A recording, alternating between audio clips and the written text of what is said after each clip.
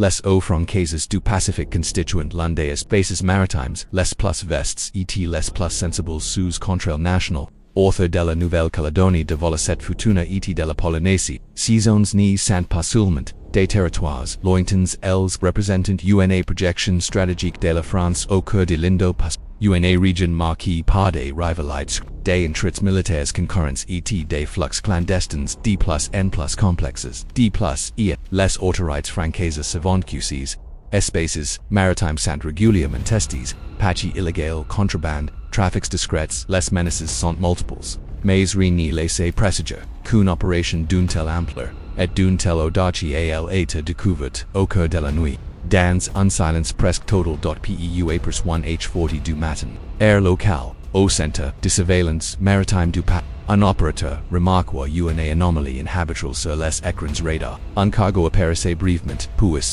évoluant lentement dans une zone sous souveraineté française, sans signalisé actif et sans plan de navigation déclaré. Ce type de situation n'était pas, mais plusieurs éléments attirant immédiatement la trajectoire du navire était irrégulière manifestement conque pour éviter les routes commerciales, et sa vitesse anormalement basse suggérait une volonté de discrétion, surtout l'absence totale de communication radio, indiquait une intention claire d'échapper à toute identification. Contact foot rapidement classe comme suspect majeur le préfet maritime du Pacifique foot alert. Sans délai, une cellule d'analyse foot active, les bases de données internationales furent consultées, les registres maritimes croisés, les images satellites aucun resultat probant ne les navires n'y correspondaient à aucun cargo filament. Déclaré dans la région. Il était physiquement présent dans les eaux, mais inexistant sur le plan administratif à 2H05. La décision foot prise, l'ordre d'interception foot valide au plus haut niveau opérationnel. Un patrouilleur de la marine nationale déployé dans la zone, dans le cadre d'une mission de surveillance région, recut l'instruction de modifier immédiatement sa route. À bord, l'équipage passa en poste. Les commandos marines furent rassemblés pour un briefing rapide mais précis. Les consignes étant claires intercepter les navires, monter à bord sécuriseur. Les personnes présentes étaient contrôleurs. La cargaison, la possibilité d'une résistance armée était décimée pleinement envisagée. À mesure que la patrouille s'est rapprochée, le cargo apparaît progressivement dans l'obscurité. Il battait pavillon de complaisance, souvent utilisé par des sociétés écrans pour masquer l'origine réelle des navires. L'éclairage du pont était minimal presque simple. Aucun mouvement n'était visible. Les appels radio furent émis à plusieurs reprises. En français puis en anglais aucune réponse. A3H10. Le patrouilleur français se positionna à proximité immédiate. L'ordre de monter à bord, foot down. Des embarcations rapides furent mises à l'eau. Les commandos marines progresseront avec une précision méthodique équipes de vision nocturne d'armes en position de sécurité et de systèmes d'en. L'opération s'est déroulée dans un silence total, uniquement rompu par le bruit de la mer dès leur arrivée sur le pont du cargo. La situation basculatoire homes surgent brusquement de la superstructure. Leur attitude était immédiatement hostile. Les parliant anglais refusant d'obéir aux injunctions et tentant d'imposer leur autorité par des cris et des gestes monnaie. Leur comportement n'y correspondait en rien à celui d'un équipage civil surprise. L'un affirma à plusieurs reprises que l'opération était classifiée. Et exigeait la retraite immédiate des forces françaises. En autre tenta, un geste vers ce qui semblait être une arme dissimulée. La réaction fut instantanée. Les commandos marines neutralisèrent les trois individus en quelques secondes. L'affrontement fut bref mais intense. Les suspects opposèrent une résistance structurée, révélant un entraînement ovens au combat.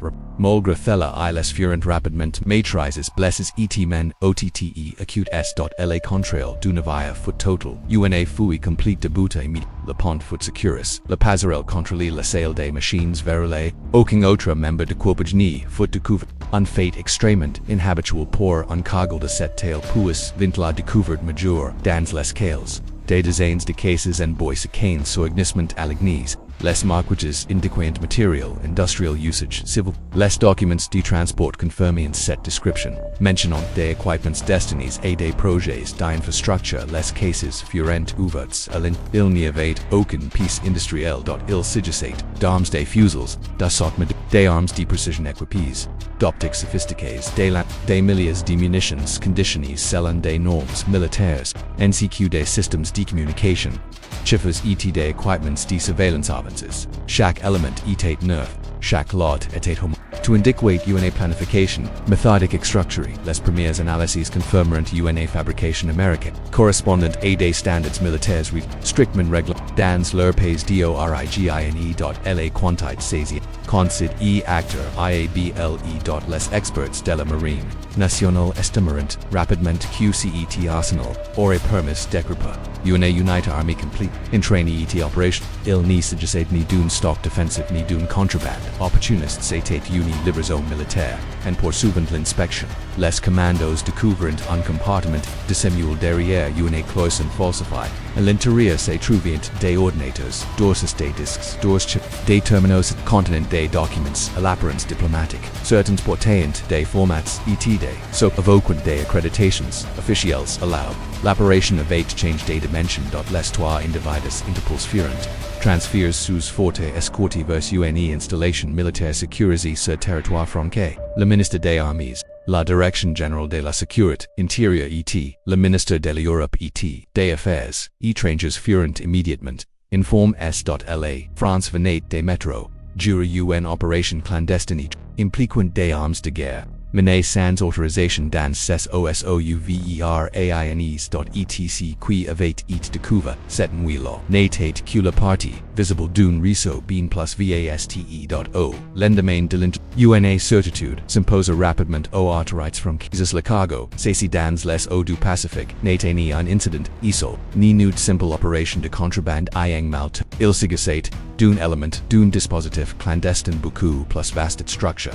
Finance et coordonné un niveau incompatible avec une organisation criminelle classique l'enquête entra alors dans une phase plus sensible, au chaque données collectées révélait un pel plus éléquent d'un système opérant dans les angles morts de la mondialisation sécuritaire. Les spécialistes du renseignement maritime français entreprennent de reconstituer avec précision la trajectoire d'une navire en croisant données radar, images satellites, historiques météorologiques et analyses de consommation de carburant. Ils parvenant à retracer un itinéraire volontairement fragmenté. Le cargo avait quitté une zone portuaire du Pacifique central sous couverture commerciale légale, avant de disparaître volontairement des systèmes de suivi. Il avait ensuite navigué pendant plusieurs jours, effectuant des détours calculs pour éviter toute surveillance constante, plusieurs halts.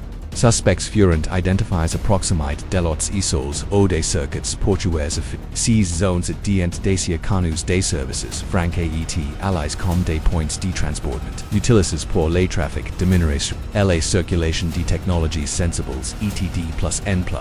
Le transfert discret d'armes, le passage par les eaux francaises n'était pas un hasard. Il offrait un corridor discret entre le Pacifique central et des zones de tension régionales, mais cette fois le calcul s'était révélé erroné pourquoi la France. Les analystes soulignent un point essentiel, les territoires français du Pacifique combinant importance stratégique et présence militaire crédible, mais aussi une vaste zone maritime difficile à surveiller en permanence. Pour des acteurs clandestins de la part créer l'illusion d'un espace exploitable. Cette illusion venait d'État brésilien. Documents numériques récupérés à bord confirmeront que la France n'était pas la destination finale de la carte. Les eaux francaises n'étant qu'une étape temporaire avant un transfert ultérieur vers une autre zone du Pacifique, au lieu de l'assidu. SUD-ST. Mais le niveau de préparation observe indique que les organisés se sentent suffisamment protégés pour prendre ces risques. Ces sentiments d'impunité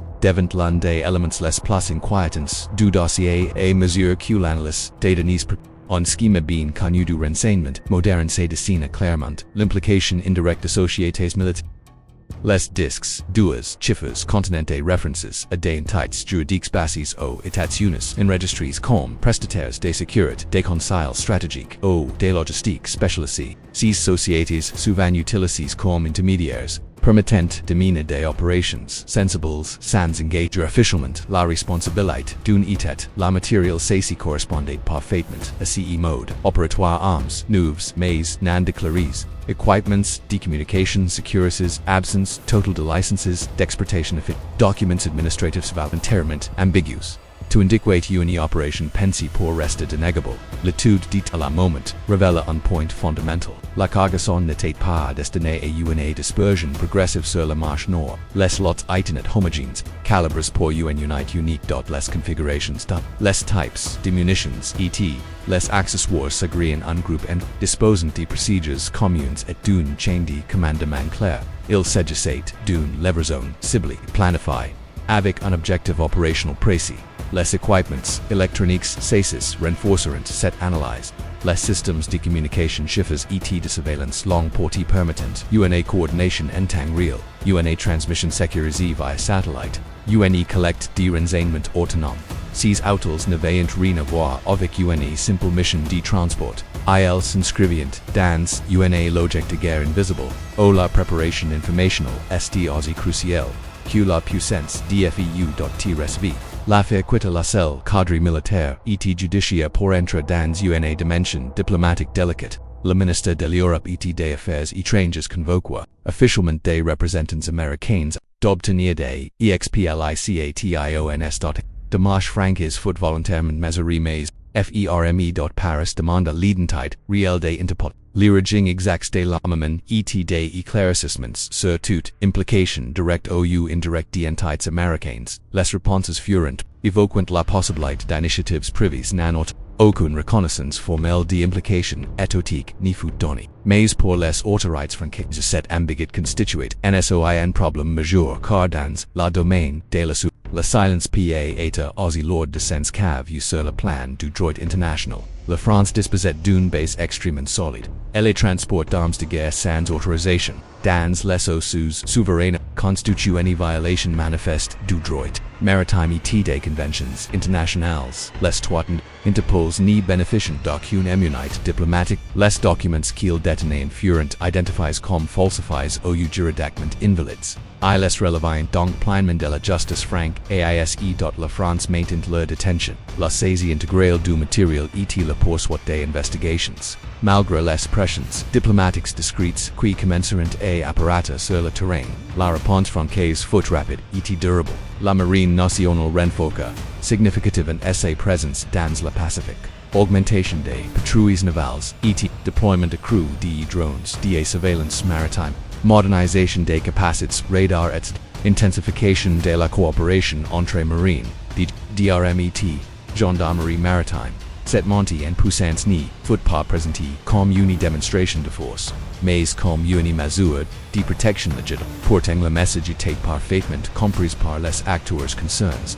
Dans les semaines suivantes, plusieurs réseaux clandestins modifièrent discrètement leurs évidents les zones sous contrôle français. L'affaire du cargo de sept dans le Pacifique restera comme un symbole des nouvelles formes de conflit. Elle illustre un monde, les opérations se mènent sans déclaration officielle. Les responsabilités sans fragmentises, les armes circulant dans les zones grises du droit, et les oceans devinant des champs de bataille silencieux en agissant avec sang-froid, légalité. La France a rappelé une vérité fondamentale, sa souveraineté maritime n'est ni négociable ni contournable. Cette nous, au milieu du Pacifique ce n'est pas seulement un navire qui est intercept, c'est une illusion d'impunité qui est sombre.